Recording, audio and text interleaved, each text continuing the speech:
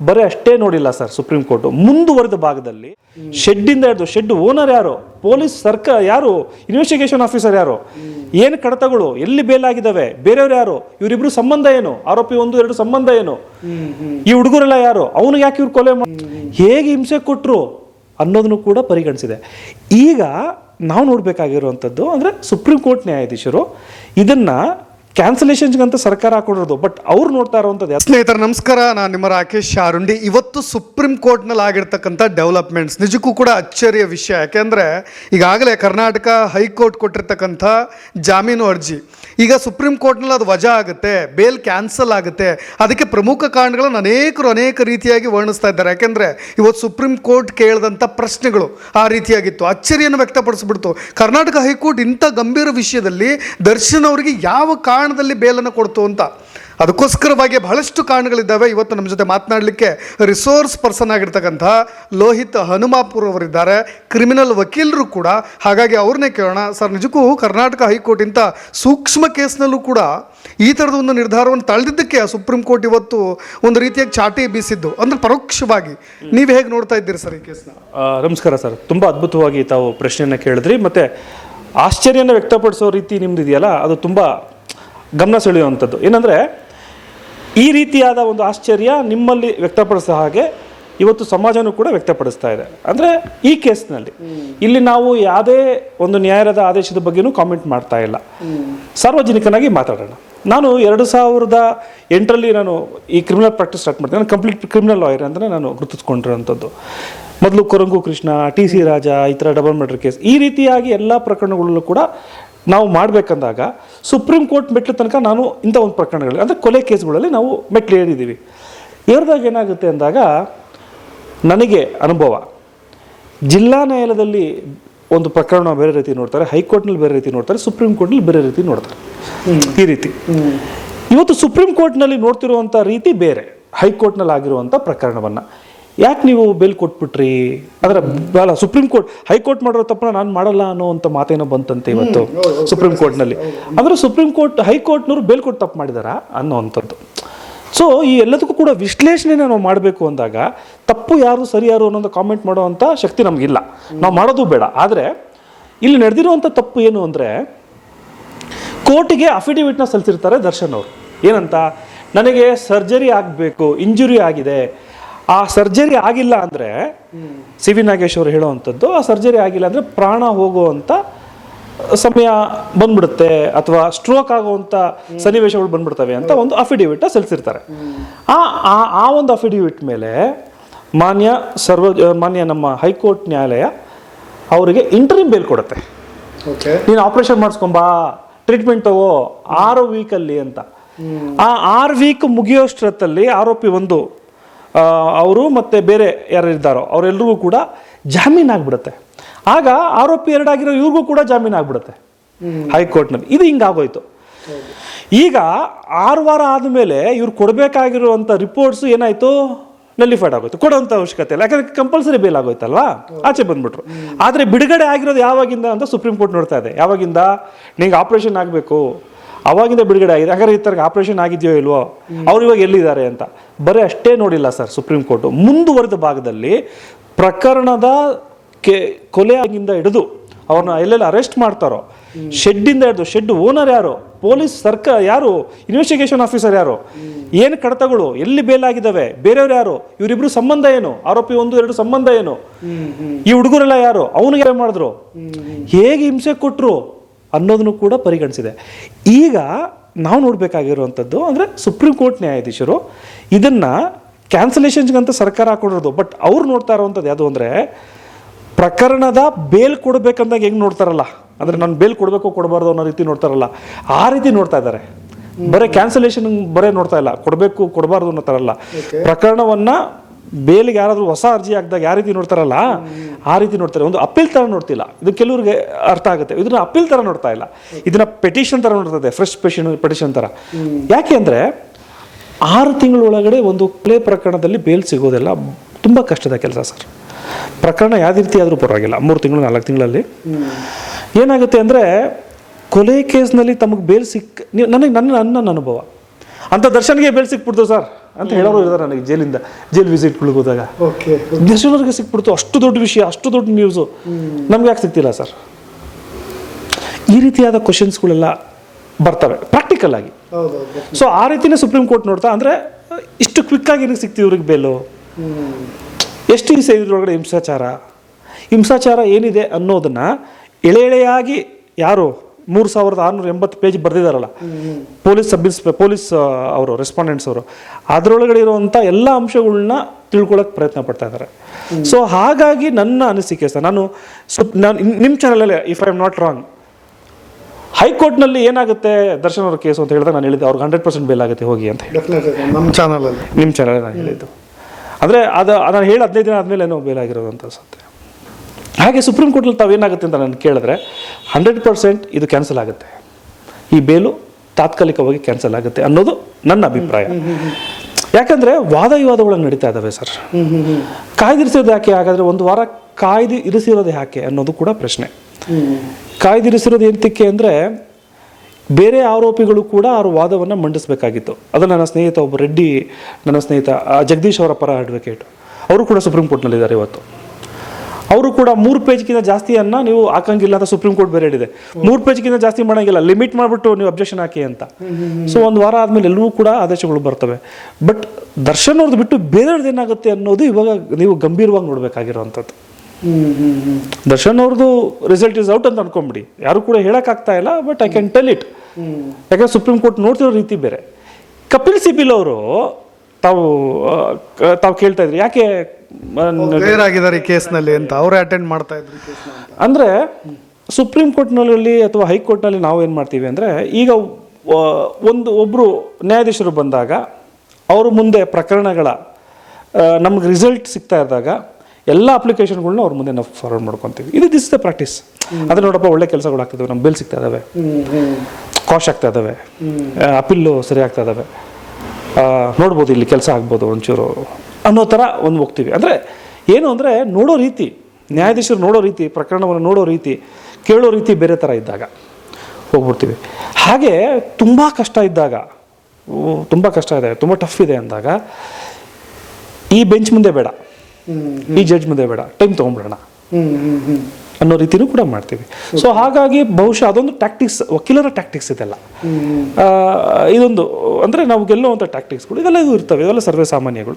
So ಆ ರೀತಿ ಏನಾದರೂ ಕಪಿಲ್ ಸಿಬಲ್ ಅವರು ಪ್ರಯತ್ನ ಪಟ್ರ ಅಂದರೆ ಹೋಗಿಲ್ಲ, ಟೈಮ್ ಹೋಗ್ಬಿಡುತ್ತೆ. ಯಾಕಂದರೆ ವಾರದ ಹಿಂದೆ ಸುಪ್ರೀಂ ಕೋರ್ಟು ಯಾಕೆ ಕ್ಯಾನ್ಸಲ್ ಮಾಡಬಾರ್ದು ಅನ್ನೊಂದನ್ನು ವ್ಯಕ್ತವನ್ನು ಪಡಿಸಿದೆ. ಈ ಪ್ರಕರಣದಲ್ಲಿ ಯಾಕೆ ಕ್ಯಾನ್ಸಲ್ ಮಾಡಬಾರ್ದು ಅಂತ ವ್ಯಕ್ತಪಡಿಸಿದೆ. ಸೊ ಆ ವ್ಯಕ್ತಪಡಿಸಿದಾಗ ಬಹುಶಃ ಸೀನಿಯರ್ ಅಡ್ವೊಕೇಟ್ಸ್ಗಳು ಹೆಂಗಾರು ಮಾಡಿ ಸ್ಕಿಪ್ ಮಾಡಿದ್ರೆ ಒಳ್ಳೆಯದು ಅನ್ನೋ ರೀತಿ ಏನೋ ಒಂದು ಪ್ರಯತ್ನ ಪಟ್ಟಿರ್ಬೋದೇನೋ. But ultimately supreme court time ಕೊಟ್ಟಿಲ್ಲ, ನೀನು ಇಲ್ಲಿ ಹಿಯರೇ ಮಾಡಬೇಕು, ನಾನು ಇದು ಇತ್ಯರ್ಥ ಮಾಡ್ತೀನಿ ಅನ್ನೋ ಥರ ಮಾಡಿದೆ. ಸೊ ಅಲ್ಟಿಮೇಟ್ ಯಾವ ಕೋರ್ಟ್ ಏನು ಹೇಳುತ್ತೋ ನಾವು ಅದನ್ನು ಅಕ್ಸೆಪ್ಟ್ ಮಾಡ್ಕೊಳ್ಳೇಬೇಕಾಗತ್ತಲ್ವಾ, ಸುಪ್ರೀಂ ಕೋರ್ಟ್ ಆಗಲಿ ಏರೇ ಆಗಲಿ. ಈಗ ದರ್ಶನ್ ಅವರು ಆಪ್ರೇಷನ್ ಮಾಡಿಸ್ಕೊಂಡಿಲ್ಲ, ಮೊದಲು ಕುಂಟ್ತಾ ಇದ್ರು, ವಾರ ಕುಂಟ್ತಾ ಇದ್ರು, ನೆಕ್ಸ್ಟ್ ಕುಂಟೋದು ಬಿಟ್ಬಿಟ್ರು. ಸೊ ಇದು ನಾನು ಮಾತಾಡ್ತಿರೋದಂತದಲ್ಲ, ಸಾರ್ವಜನಿಕರು ಮಾತಾಡ್ತಾರೆ ಮಾಡಿದ್ದಾರೆ ಅನ್ನೋ ರೀತಿಯಾಗಿ. ನಾನು ಮಾತಾಡ್ತಿಲ್ಲ, ಇದು ಸಾರ್ವಜನಿಕರು ಮಾತಾಡ್ತಿರೋದು. ಸಾರ್ವಜನಿಕರು ಮಾತಾಡ್ತಾರೆ, ಕೋರ್ಟ್ ಅದೇ ನೋಡಿರುತ್ತೆ. ಅಂದರೆ ನಡೆಯೋಕ್ಕೆ ಆಗದಿರೋರಿಗೆ, ಅಷ್ಟು ಕಷ್ಟ ಇದ್ದವ್ರಿಗೆ ಒಂದೊಂದು ಶೂಟಿಂಗ್ ಮಾಡೋವಂಥದ್ದು. ಈಗ ಥೈಲ್ಯಾಂಡಲ್ಲಿ ಒಂದು ಆಕ್ಷನ್ ಸೀಕ್ವೆನ್ಸ್ ಕೂಡ ನಡೆದಿದೆ ಅಂತ ಮಾಡ್ತಿದ್ದಾರೆ. ಅಂದರೆ ಎಲ್ಲೋ ಒಂದು ಕಡೆ ಸಾರ್ವಜನಿಕರು ಹೇಳೋದು, ಕಾನೂನಿಗೆ ಸುಳ್ಳು ಹೇಳ್ಬಿಟ್ರ, ಇಷ್ಟು ಓಪನ್ ಆಗಿ ಮೋಸ ಮಾಡಿಬಿಟ್ರ ಅನ್ನೋದು. ಅದು ಜನರು ವ್ಯಕ್ತಪಡಿರೋದು ಸುಳ್ಳು ಅಂತ ಹೇಳೋಕ್ಕಾಗಲ್ಲ, ಅಥವಾ ಮಾಡಿರೋದು ಸುಳ್ಳು ಅಂತ ಹೇಳೋಕ್ಕಾಗಲ್ಲ. ಇವೆಲ್ಲವೂ ಕೂಡ ಎಕ್ಸಾಮಿನ್ ಆಗಬೇಕು. ಅದಕ್ಕೆ 6 ವಾರ ಟೈಮ್ ಕೊಟ್ಟಿದ್ರು ಹೈಕೋರ್ಟ್ನಲ್ಲಿ.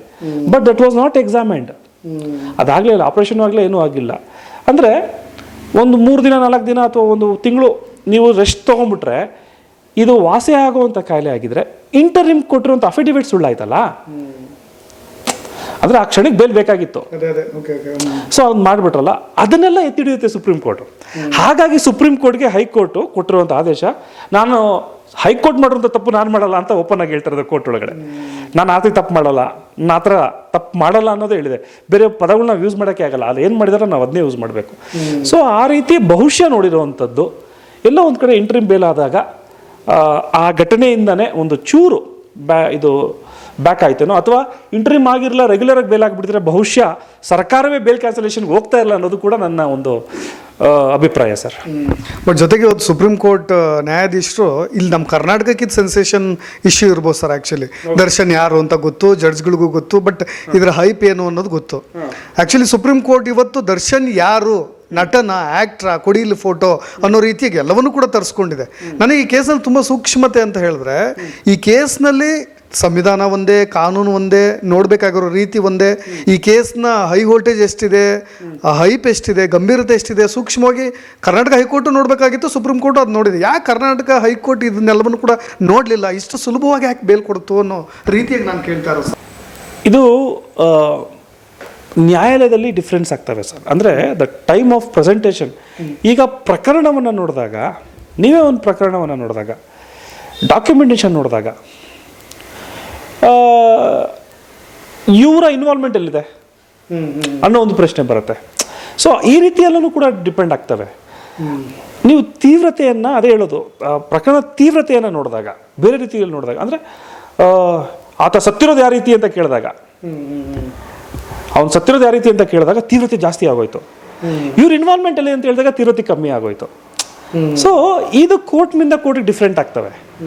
ಈಗ ತೀವ್ರತೆ ಆಗಿದ್ರೂ ಕೂಡ ಇವ್ರ ಇನ್ವಾಲ್ವ್ಮೆಂಟ್ ಏನಿದೆ ಅನ್ನೋವಂಥದ್ದನ್ನ ಚಾರ್ಜ್ ಶೀಟಲ್ಲಿ ಬರೆದಿದ್ದಾರೆ. ಅದನ್ನು ಬರೀ ತೀವ್ರತೆನ ನೋಡಿದಾಗ, ನೀವು ಅವ್ರ ಇನ್ವಾಲ್ವ್ಮೆಂಟನ್ನು ನೋಡಿದಾಗ ಇದು ದೊಡ್ಡದಾಗ್ಬಿಟ್ಟು ಕಾಣಿಸುತ್ತೆ. So it's about the presentation, ನ್ಯಾಯಾಲಯದಲ್ಲಿ ಪ್ರೆಸೆಂಟೇಷನ್ ಆಗುವಂಥದ್ದು ಈ ರೀತಿ ಆಗ್ತವೆ. ಕೊಲೆ ಪ್ರಕರಣ ಯಾವುದು ಬೇಲೆ ಆಗಿಲ್ವಾ, ಕೊಲೆ ಪ್ರಕರಣದಲ್ಲಿ ಬೇಲೆ ಆಗಿಲ್ವಾ, ಹಾಗೆ ಆಗ್ತವೆ. ನಾವೇ ಎಷ್ಟು ಮಾಡ್ಕೊಂಡು ಬರ್ತೀವಲ್ಲ, ಬೇಲೆ ಆಗ್ತವೆ, ಡಾಕ್ಯುಮೆಂಟ್ಸಲ್ಲೇ ಆಗ್ತವೆ, 3 ತಿಂಗಳು 4 ತಿಂಗಳಿಗೂ ಆಗ್ತವೆ. ಬಟ್ ಇಲ್ಲಿ ಇಂಟ್ರಿಮ್ ಆಯ್ತಲ್ಲ,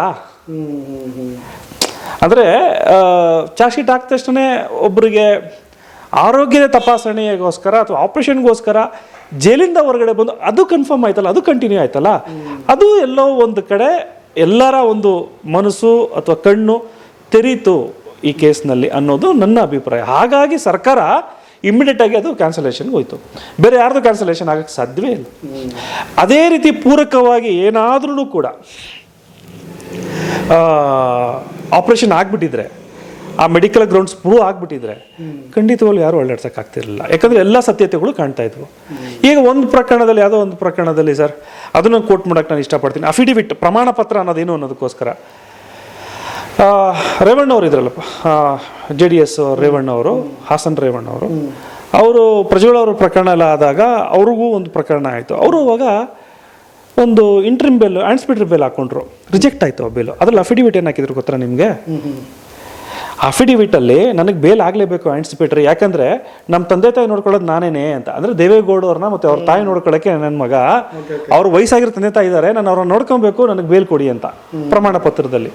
ಎಷ್ಟು ನಂಬ್ತೀರಿ ನೀವು? ನ್ಯಾಯಾಧೀಶರು ಗೊತ್ತಿಲ್ವಾ ಯಾರು ನೋಡ್ಕೊಂತಾರೆ ಅವರ ಅಪ್ಪ ಅಮ್ಮನ್ನ ಅಂತ. ಸೊ ಇವೆಲ್ಲವೂ ಕೂಡ ಕಾನೂನಲ್ಲಿ ಬರೋದು, ಅದು ಮಾಕೆ ತಪ್ಪಿಲ್ಲ, ಕಾನೂನಲ್ಲಿ ಹಾಕೋದೇ ಅದು. ಇವಾಗ ಏನಕ್ಕಪ್ಪ ಬೇಲ್ ಕೊಡ್ಬೇಕು ನಿನಗೆ ಅಂದರೆ, ನೋಡಿ ಸರ್, ನಾನೇನು ಇನ್ನೋಸೆಂಟ್ ಇದ್ದೀನಿ, ನಾನು ಆಚೆ ಬರಲೇಬೇಕು, ಪ್ರಕರಣದಲ್ಲಿ ನನ್ನಂಥ ತೀವ್ರತೆ ಏನೂ ಇಲ್ಲ, ನನ್ನ ನಂಬ್ಕೊಂಡು ನನ್ನ ಫ್ಯಾಮಿಲಿ ಇದೆ, ನಾನು ಒಬ್ಬನೇ ಬ್ರೆಡ್ ಅರ್ನರು, ನಾನು ಹೋಗಿ ಕೆಲಸ ಮಾಡಿ ನಮ್ಮ ತಂದೆ ಊಟ, ನಾನು ಈ ದೇಶ ಬಿಟ್ಟು ಹೋಗಲ್ಲ, ಈ ಪ್ರಪಂಚ ಬಿಟ್ಟು ಹೋಗಲ್ಲ, ಎಲ್ಲೂ ಓಡೋಗಲ್ಲ, ಶ್ಯೂರಿಟಿ ಏನು ಕೊಟ್ಟಿರ್ತೀನಿ, ಕೇಸ್ಗೆ ಎಲ್ಲ ಟೈಮಲ್ಲೂ ರೆಗ್ಯುಲರಾಗಿ ಅಟೆಂಡ್ ಆಗ್ತೀನಿ, ಸಾಕ್ಷಿ ನಾಶಗಳನ್ನ ಮಾಡಲ್ಲ, ಹಾಗಾಗಿ ನಂಗೆ ಜಾಮೀನು ಕೊಡಿ ಅಂತ ನಾವು ಕೇಳ್ಕೊಂಡು ಹೋಗ್ತಿರ್ತೀವಿ. ಅದರೊಳಗಡೆ ಅದನ್ನು ನೋಡ್ತಾನೂ ಕೂಡ ನಾನು ಇನ್ನೋಸೆಂಟ್ ಇದ್ದೀನಿ, ನನ್ನ ಮೇಲೆ ಸುಮ್ಮನೆ ಅಲಿಗೇಷನ್ ಮಾಡಿದ್ದಾರೆ, ಅಥವಾ ಪೊಲೀಸ್ ಹಾಕಿರೋಂಥ ಎಲ್ಲ ಚಾರ್ಜ್ ಶೀಟ್ಗಳಿಗೂ ಕೂಡ ತೋರಿಸಿರುವಂಥ ನಿಲುವುಗಳಿಗೆ ಅಥವಾ ಪಾಯಿಂಟ್ಗಳಿಗೆ ಸಾಕ್ಷಿ ಆಧಾರಗಳು ಅವ್ರು ಕೊಟ್ಟಿಲ್ಲ, ಏನೋ ಗಾಳಿಲಿ ಗುಂಡು ಹೊಡೆದಿದ್ದಾರೆ. ಸೊ ಇವನಿಗೂ ಇದು ಪ್ರಥಮ ಕೇಸು, ಏನೋ ರೋಡಿ ಶೀಟರ್ ಅಲ್ಲ, ಓಡೋಗಲ್ಲ, ಹಾಗಾಗಿ ಕೊಡ್ಬೋದು ಅನ್ನೋ ರೀತಿ ಹೋಗ್ತೀವಿ. ಆದರೆ ಅದೇ ಮೇನ್ ಪಿಟಿಷನ್ಲಾದರೂ ಕೂಡ ಪ್ರಮಾಣ ಪತ್ರದಲ್ಲಿ ಬಂದ ಮೇಲೆ ಆಪರೇಷನ್ ಮೆಡಿಕಲ್ ಸರ್ಟಿಫಿಕೇಟ್ಸ್ನೆಲ್ಲ ಮುಗಿಯೋ ಮುಂಚೆ ರೆಗ್ಯುಲರೈಸ್ ಬೇಲ್ ಆಯ್ತಲ್ಲ, ದಟ್ ಈಸ್ ಒನ್ ಪಾಯಿಂಟ್ ಸಮಾಜಕ್ಕೆ ಒಂದು ಸ್ವಲ್ಪ ಎಲ್ಲೋ ಒಂದು ಕಡೆ ಕೆರಳಿಸ್ತೇನೋ ಅಂತ. ಇದೆಲ್ರಿಗೂ ಗೊತ್ತಿರೋವಂಥದ್ದೇ. ಆಗಿರೋದು ಒಳ್ಳೇದು ಪಾಪ, ನಾನು ಅವರು ಜೈಲಲ್ಲೇ ಇರಬೇಕು ಅಥವಾ ಹೊರಗಡೆ, ನಾನು ಯಾರು ಸರ್, ನನಗೇನು ಪರ್ಸ್ನಲ್ಲ, ಆಗಿರೋಂಥದ್ದು ಓಕೆ. ಬಟ್ ಇದನ್ನು ಫಾಲೋ ಅಪ್ ಮಾಡಿಲ್ವಲ್ಲ, ಇದು ಎಲ್ಲೋ ಒಂದು ಕಡೆ ಸುಪ್ರೀಂ ಕೋರ್ಟ್ ತನಕ ಹೋಗಿ, ಆ ಸುಪ್ರೀಂ ಕೋರ್ಟ್ ಬಾಗಿಲು ತಟ್ಟಿದಾಗ ಆ ಸುಪ್ರೀಂ ಕೋರ್ಟ್ ನ್ಯಾಯಾಧೀಶರು ಈ ರೀತಿ ಪ್ರಕರಣ ತೊಗೊಂಡು ಹಿಂಗೆಲ್ಲ ಆಗ್ಬಿಡಿದ್ಯಾ, ಇವಾಗ ಅವ್ರು ನೋಡ್ತಿರೋದು ಇಂಟ್ರಿಮ್ ಬೇಲ್ ತೊಗೊಂಡ್ಬಿಟ್ರಾ, ಯಾವ ಗ್ರೌಂಡ್ ಮೇಲೆ, ಅದಾಯ್ತಾ ಇಲ್ವಾ, ಅವಾಗ ಕೇಸ್ ಹೇಳಿ ಏನಿದೆ ಅಂತ ಕೇಸ್ 3 ಓ ಹೌದಾ, ಕರೆಂಟ್ ಶಾಕ್ ಕೊಟ್ಟಿದ್ದೀರಾ, ಅವೆಲ್ಲ ಕೇಳಬೇಕಂದಾಗ ಸುಪ್ರೀಂ ಕೋರ್ಟ್ ಏನು ಹೇಳ್ಬಿಡುತ್ತೆ, ಹೈಕೋರ್ಟ್ ಮಾಡಿರೋಂಥ ತಪ್ಪನ್ನ ನಾವು ಮಾಡಲ್ಲ ಬಿಡಿ ಅಂತ ಹೇಳಿದೆ. ಜೊತೆಗೆ ಸರ್ ನನಗೆ ಇನ್ನೊಂದು ವಿಷಯ ಅಂದರೆ ತುಂಬ ಇಂಟ್ರೆಸ್ಟಿಂಗ್ ಕೂಡ ಹೌದು, ಯಾಕೆಂದ್ರೆ ಸುಪ್ರೀಂ ಕೋರ್ಟ್ ಕೊಟ್ಟಂಥ ರಿಯಾಕ್ಷನ್. ಇವತ್ತು ಬೆಂಗಳೂರಿನಿಂದಲೇ ಪವಿತ್ರ ಗೌಡ ಅವರು ವಿಚಾರಣೆಯನ್ನು ಲೈವಲ್ಲಿ ಎದುರಿಸಿದ್ರು, ಥೈಲ್ಯಾಂಡಿಂದ ದರ್ಶನ್ ಅವರು ಕೂಡ ಲೈವಲ್ಲಿ ವಿಚಾರಣೆಯನ್ನು ಎದುರಿಸಿದ್ರು ಅಂತ. ಅದ್ರ ಜೊತೆಗೆ ನೆಕ್ಸ್ಟ್ ಇನ್ನು 5 ಜನಕ್ಕೆ ವಿಚಾರಣೆ ಬರಬೇಕಾದ್ರೆ ಅವರೊಂದು 2 ಪುಟಗಳ ಏನು ನೀವು ವಾದ ಮಾಡ್ತೀರಿ ಅನ್ನೋ ರೀತಿಯಾಗಿ ಅದನ್ನು ರಿಪೋರ್ಟ್ ಕೊಡಿ, ದಾಖಲೆ ಕೊಡಿ ಅನ್ನೋ ರೀತಿಯಾಗಿ ರಿಯಾಕ್ಷನ್ ಕೊಟ್ಟಿದ್ದು. ನಾನು ಅದ್ರ ಬಗ್ಗೆ ಹೇಳಿದೆ ಅನ್ಸುತ್ತೆ, ಹೇಳಿಲ್ವಾ? ಇಲ್ಲ ಅಲ್ವಾ? ಓಕೆ. ನನ್ನ ಸ್ನೇಹಿತರು ವಕೀಲರಾದ ರೆಡ್ಡಿ ಅವರು ಜಗದೀಶ್ನ ರೆಪ್ರೆಸೆಂಟ್ ಮಾಡ್ತಾರೆ. ಇವತ್ತು ಡೆಲ್ಲಿಲಿ ಸುಪ್ರೀಂ ಕೋರ್ಟಲ್ಲಿ ಇದ್ದಾರೆ. ಮಾಧ್ಯಮದಲ್ಲೂ ಡೆಲ್ಲಿಯಿಂದನೂ ಕೂಡ ಮಾತಾಡಿದ್ರು. ಅಭಿನಂದನೆಗಳು, ಅವ್ರಿಗೆ ಒಳ್ಳೇದಾಗಲಿ. ಆಮೇಲೆ ಅವರು ರೆಪ್ರೆಸೆಂಟ್ ಮಾಡಿದಾಗ 2 ಅಥವಾ 3 ಪೇಜಿಗಿಂತ ಜಾಸ್ತಿ ಪೆಟಿಷನ್ಸ್ನ ಪೇಪರ್ನ ಹಾಕಂಗಿಲ್ಲ ಅಂತ ಹೇಳಿದ್ರಂತೆ ಸುಪ್ರೀಂ ಕೋರ್ಟ್ ಜಡ್ಜಸ್. ಲಿಮಿಟೇಷನ್ ಮಾಡಿದ್ದಾರೆ, ಇಷ್ಟರಲ್ಲೇ ಹಾಕ್ರಿ ಅಂತ, ಕಂಡೀಷನ್ಸು ಅಂತ ಮಾಡಿದ್ದಾರೆ. ಬಟ್ ಅದ್ರಲ್ಲಿ ಆರ್ಡರ್ ಬಂದೇನೋ ಗೊತ್ತಿಲ್ಲ, ಇಷ್ಟರಲ್ಲೇ ಹಾಕಬೇಕು ಅಂತ ಒಂದು ಇನ್ಸ್ಟ್ರಕ್ಷನ್ಸು, ಜಾಸ್ತಿ ಹಾಕಕ್ಕೆ ಹೋಗ್ಬೇಡಿ ಅಂತ. ಅದರಿಂದ ತಾವು ನೋಡ್ಬೇಕಂದಾಗ ಅಂದರೆ ಈ ಪ್ರಕರಣದ ಬಗ್ಗೆ ಎಲ್ಲ ಗೊತ್ತಿದೆ, ಏನಂತಕ್ಕೆ ಬೇಲ್ ಕ್ಯಾನ್ಸಲ್ ಆಗ್ಬಿಡ್ದು ಅದನ್ನ ಮಾತ್ರ ಪಾಯಿಂಟ್ ಹೇಳಿ ಅಂತ. ಇವಾಗ ನೀವು IAS ಎಕ್ಸಾಮಿನೇಷನ್, KS ಎಕ್ಸಾಮಿನೇಷನ್ ಇಷ್ಟೇ ಪುಟದಲ್ಲಿ ನೀವು ಬರೆದು ಹಾಕಬೇಕು ಎಲ್ಲ ಪಾಯಿಂಟ್ಗಳನ್ನ, ಆ ರೀತಿ ಏನೋ ಮಾಡಿದ್ದಾರೆ. ಬಟ್ ಹವೆವರ್ ನಮ್ಗೆ ಆ ಒಂದು ರಿಸ್ಟ್ರಿಕ್ಷನ್ಸ್ ಕಾನೂನಲ್ಲಿ ಇಲ್ಲ. ಮತ್ತು ಈ ಪ್ರಕರಣದಲ್ಲಿ ಸುಪ್ರೀಂ ಕೋರ್ಟ್ನಲ್ಲಿ ಯಾವುದೇ ಆರೋಪಿಗಳಾಗಿರಲಿ, ಇವರೆಲ್ಲ ರೆಸ್ಪಾಂಡೆಂಟ್ಸು, ಯಾರು ದರ್ಶನ್ ಅವರಾಗಿರ್ಬೋದು ಮತ್ತು ಇನ್ನಿತರರು ಇರ್ಬೋದು, ಯಾರು ಕೂಡ ಕೋರ್ಟ್ಗೆ ಹೋಗುವ ಅವಶ್ಯಕತೆ ಇಲ್ಲ. ಅವ್ರು ಕೋರ್ಟ್ ಅಪಿಯರ್ ಮಾಡೋಂಥ ಅವಶ್ಯಕತೆ ಇಲ್ಲ, ಅದು ಅವರು ಕೋರ್ಟ್ ನಿರ್ಧಾರ ಮಾಡುತ್ತೆ. ಅವರು ನೋಟಿಸ್ ಬಂದಿರುತ್ತೆ, ಆ ನೋಟಿಸ್ ಪರವಾಗಿ ಇವರು ಲಾಯರ್ಗಳನ್ನ ಕಳಿಸಿರ್ತಾರೆ, ಅವರು ಅದು ವಾದ ವಿವಾದಗಳನ್ನ ಮಾಡ್ತಿರ್ತಾರೆ. ಬೇರೆ ಯಾರಿಗೂ ಕೂಡ ಬೇಲ್ ರಿಜೆಕ್ಟ್ ಆಗುವಂಥದ್ದು ಸನ್ನಿವೇಶ ಏನೂ ಇಲ್ಲ, ಯಾಕಂದ್ರೆ ಎಲ್ಲ ರೆಗ್ಯುಲರ್ ಬೇಲ್ ಆಗಿದೆ. ದರ್ಶನ್ ಅವರು ಒಬ್ಬರಿಗೆ ಇಂಟ್ರಿಮ್ ಆಗಿರೋದ್ರಿಂದ ಅದೊಂಚೂರು ಎಲ್ಲೋ ಒಂದು ಕಡೆ ಡೌಟ್ ಅನಿಸುತ್ತೆ. ಈಗ ತಾವು ಕೇಳಬೇಕಾಗಿರೋದು ನೆಕ್ಸ್ಟ್ ಏನು ಅಂತ. ಹೀಗಾದರೆ ಬೇಲ್ ರಿಜೆಕ್ಟ್ ಆಗಿಬಿಟ್ರೆ ಮತ್ತೆ ತಿರ್ಗಿ ಬೇಲ್ ಎಲ್ಲಿ ತಗೊಳ್ಳೋದು, ಏನು ಮಾಡೋದು? ಆಪ್ಷನ್ಸ್ ಇದೆಯಾ ಸರ್? ಸುಪ್ರೀಂ ಕೋರ್ಟ್ಗೆ ಹೋದ್ಮೇಲೆ ಮತ್ತೆ ಅಪೀಲ್ ಮಾಡ್ಬೋದಾ? ಸುಪ್ರೀಂ ಕೋರ್ಟ್ ಒಂದು ಡೈರೆಕ್ಷನ್ಸ್ ಕೊಡುತ್ತೆ. ಮತ್ತಿಂದ ನನಗೆ ಗೊತ್ತಿರುವಂಥದ್ದು ಸರ್, ನಡೆದಿರುವಂಥದ್ದು, ಕಸ್ಟಡಿಯನ್ನು ಕೊಟ್ಟಾದಮೇಲೆ ಮತ್ತೆ ಹೈಕೋರ್ಟ್ ಮೊದಲಿಂದ ತೀರ್ಮಾನ ಮಾಡಬೇಕು ಅನ್ನೋ ಒಂದು ರೀತಿಯಲ್ಲೋ, ಅಥವಾ ಪುನರ್ರಚನೆ ಇವರಿಂದನೋ ಮತ್ತೆ ನಿರ್ಧಾರ ಮಾಡಬೇಕು ಅನ್ನೋ ರೀತಿಯಲ್ಲೋ ಏನೋ ಒಂದು ಸ್ಟ್ರಾಂಗ್ ಕಂಡೀಷನ್ಸ್ ಆಗ್ತಾರೆ. ನಂಗೆ ರಿಸಲ್ಟ್ ಗೊತ್ತು, ಕಂಡೀಷನ್ಸ್ ಏನೋ ಅನ್ನೋದನ್ನ ಕಾದು ನೋಡ್ತಾ ಇದ್ದೀನಿ. ಯಾಕಂಸ್ ನಮಗೆಲ್ಲವೂ ಕೂಡ ಜ್ಞಾನನೇ, ಸುಪ್ರೀಂ ಕೋರ್ಟ್ನಲ್ಲಿ ಏನೋ ಒಂದು ಬದಲಾವಣೆ ಆಗ್ತಾರೆ, ಅವೆಲ್ಲವೂ ಕೂಡ ಜ್ಞಾನ. ಐ ನೋ ದಿ ರಿಸಲ್ಟ್, ನನಗೆ ಗೊತ್ತು ರಿಸಲ್ಟ್ ಏನಾಗುತ್ತೆ ಅಂತ ದರ್ಶನ್ ಅವ್ರ ವಿಚಾರದಲ್ಲಿ. ಬಟ್ ಆ ಕಂಡೀಷನ್ ಏನಾಗ್ತಾರೆ ಅನ್ನೋದು ನೋಡಬೇಕು. ವಿತ್ ಇಂಟ್ರೆಸ್ಟ್ ಸರ್, ನಾನು ಇನ್ನೊಂದು ಕ್ವಶನ್ ಕೇಳಲೇಬೇಕು ಅಂದ್ಕೊಂಡೆ. ಈಗ ಸದ್ಯ ಈಗ ಆ್ಯಕ್ಚುಲಿ ಅವರಿಗೆ ಈಗೆಲ್ಲೋ ಥೈಲ್ಯಾಂಡಲ್ಲಿ ಸಿನಿಮಾ ಶೂಟಿಂಗ್ ಏನೋ ನಡೆಸ್ತಾ ಇದ್ದಾರೆ. ಇದಾದ ಮೇಲೆ ಅವರು ಈ ಕೇಸ್ ಏನು ರದ್ದು ಆಗ್ಬೋದಾ ಅಥವಾ ವಾಪಸ್ ಜೈಲಿಗೆ ಹೋಗ್ತಾರೋ ಆ ಥರ ಒಂದಿಷ್ಟು ಕುತೂಹಲ ಇದ್ದೇ ಇದೆ. ಜೊತೆಗೆ ಇದ್ರ ಹಿಂದೆ ಅವರು ಸ್ವಿಟ್ಜರ್ಲ್ಯಾಂಡ್ಗೂ ಕೂಡ ಅಲ್ಲಿ ಶೂಟಿಂಗಿಗೇನೋ ಒಂದು ಪ್ಲ್ಯಾನ್ ಮಾಡಿದ್ರು. ಆದರೆ ಸ್ವಿಟ್ಜರ್ಲ್ಯಾಂಡ್ ಈ ಥರದ್ದು ಅವ್ರನ್ನ ಬ್ಯಾಕ್ಗ್ರೌಂಡ್ ನೋಡ್ಕೊಂಡು, ಈ ಕ್ರಿಮಿನಲ್ ಬ್ಯಾಕ್ಗ್ರೌಂಡ್ ನೋಡಿಕೊಂಡು ಆರೋಪಿ ಸ್ಥಾನದಲ್ಲಿರ್ತಕ್ಕಂಥ ವ್ಯಕ್ತಿಗೆ ವೀಸಾ ಕ್ಯಾನ್ಸಲ್ ಮಾಡಿದೆ. ಅಂದರೆ ಬೇರೆ ಬೇರೆ ದೇಶಗಳಲ್ಲಿ ಶೂಟಿಂಗ್ ಪ್ಲ್ಯಾನ್ ಏನೋ ಮೇ ಬಿ. ಬಟ್ ಆದರೆ ಈ ಥರದ ಕೇಸ್ಗಳು ನೀವು ಸೂಕ್ಷ್ಮ ನೋಡಿರೋದ್ರಿಂದ ಬೇರೆ ದೇಶಗಳು ಏನು ಎಂಬಸಿ ಏನು ನೋಡುತ್ತೆ ಸರ್ ಈ ಥರ ಏನಾದರೂ? ಏನು ಮಾಡುತ್ತೆ, ಯುರೋಪಿಯನ್ ಕಂಟ್ರೀಸ್ ಆಗಿರ್ಬೋದು ಅಥವಾ ಯಾವುದೇ ಒಂದು ಕಂಟ್ರೀಸ್ ಆಗಿರ್ಬೋದು, ಎಕ್ಸೆಪ್ಟ್ ವೀಸಾ ಆನ್ ಅರೈವಲ್ಸು, ಯಾರೂ ಕೂಡ ಸಬ್ಸ್ಟಾನ್ಷಿಯಲ್ ಆಗಿ ಪ್ರಕರಣಗಳು ದಾಖಲಾತಿಗಳನ್ನ ಮಾಡಲ್ಲ. ಬಟ್ ಪರ್ಟಿಕ್ಯುಲರ್ ಆಗಿ ನಾನು ನೋಡಿರುವಂಥದ್ದು US ಆಗಿರ್ಬೋದು, ಸ್ವಿಟ್ಜರ್ಲ್ಯಾಂಡ್ ಆಗಿರ್ಬೋದು, ವೀಸಾವನ್ನು ಕೊಡಬೇಕಂದಾಗ ಪ್ರಕರಣದ ಸಾರಾಂಶಗಳನ್ನ ತೊಗೊಂಡು ವೀಸಾಗಳನ್ನ ಅಪ್ರೂವ್ ಮಾಡುತ್ತೆ. ಬಿಕಾಸ್ ತುಂಬ ಸೂಕ್ಷ್ಮವಾದ ದೇಶಗಳು. ಸೊ ಆ ಒಂದು ನಿಟ್ಟಿನಲ್ಲಿ ನೋಡಿದಾಗ ಅದು ಆ ದೇಶದ ಪವರ್ಸ್. ನಮ್ಮ ನ್ಯಾಯಾಲಯ ನೀನು ಹೋಗ್ಬೋದು ಅಂತ ಕೊಟ್ಟರೂ ಕೂಡ ಆ ದೇಶದವರು ನಾನು ಇನ್ನು ಒಳಗಡೆ ಸೇರಿಸ್ಕೊಳ್ಳಲ್ಲ ಅಂತ ಹೇಳಿದ್ದಾರೆ. ಸೊ ಅದೇನು ಆಶ್ಚರ್ಯ ಇಲ್ಲ, ಯಾಕಂದರೆ ಆ ದೇಶದಲ್ಲಿ ಒಂದು ಕೇಸ್ ಪ್ರಕರಣ, ಕೊಲೆ ಕೇಸ್ ಪ್ರಕರಣದಲ್ಲಿ ಇದ್ದಾರೆ ಅಂತ ಹೇಳಿದಾಗ, ಇವರು ವೀಸಾ ಕೇಳಕ್ಕೆ ಹೋಗಿರ್ತಾರಲ್ಲ, ಅಲ್ಲಿ ಯಾರೋ ಇಂಟರ್ವ್ಯೂ ಮಾಡಬೇಕಂದಾಗ ಏನು ಲೇಟೆಸ್ಟ್ ಕೇಸು ಅಂತ ಹೇಳಿದಾಗ, ನಂದು ಈ ಕೇಸ್ ಈ ಥರ ಕೊಲೆ ಇದೆ, murder case, it's serious cases, murder case ಇರೋರು ಯಾರು ಕೂಡ ನಮ್ಮ ದೇಶದ ಒಳಗಡೆ ನಾವು ಬಿಡಲ್ಲ, ಪೆಂಡಿಂಗ್ ಇದೆ ಅನ್ನೋ ರೀತಿ ರಿಜೆಕ್ಟ್ ಮಾಡಿರ್ತಾರೆ. ತಮಗೆ ಗೊತ್ತಿರೋ ಹಾಗೆ ಮೋದಿಯವ್ರಿಗೂ ಕೂಡ US ಅವಾಗ ರಿಜೆಕ್ಟ್ ಮಾಡ್ತಾರೆ. ಅವ್ರದ್ದೇನು ಕೊಲೆ ಕೇಸ್ ಇರಲಿಲ್ಲ. 1995, 2005ರಲ್ಲೋ ಮೋದಿ ಅವರಿಗೆ ವೀಸಾವನ್ನು ನಿರಾಕರಿಸಿತ್ತು.